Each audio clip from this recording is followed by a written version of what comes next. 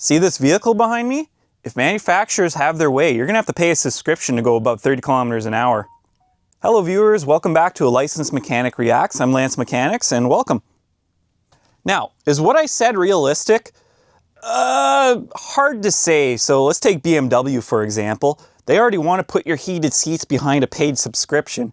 So that's heated seats. And the wild thing is, I'm telling you as a mechanic, all the hardware is there. At the end of the day, if I really wanted, I could put a switch in there, find power from somewhere in a junction box, and just put a manual switch. I wouldn't even use the one in the dash because they're probably monitoring that. At the end of the day, it's super simple to bypass. So why the hell would you pay for a subscription for something you already own? That's what a lot of you are already asking. I already own the vehicle. Why would I give them even more? Simple answer is they're stupidly greedy and you shouldn't give them more. So I'll give you my experience as a mechanic. Manufacturers at OEM level will do everything they can in the automotive industry to make it so you can't repair. From doing subscriptions to doing crazy things like BMW shaped bolts. BMW literally patented a bolt that looks like that. It's got two triangles and they're hollowed out and then the two solid parts, and that's how you get the bolts out. I'm pretty sure they're using them to mount the seats. This is one of those things I think we all need to nip in the ass pretty quick. Even if you have millions of dollars and you own a BMW, don't buy it because of that. And once they realize what people are doing, they'll get away from this.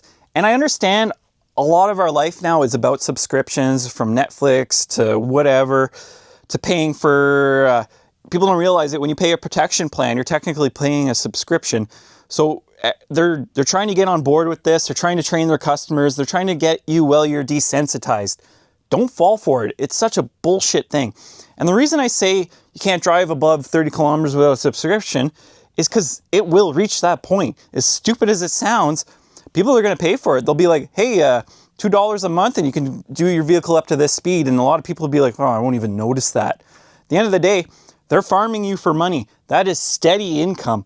And they will continue to do it unless you push back. Subscriptions, the only thing in a vehicle that should have a subscription is your damn Sirius satellite. That is my opinion.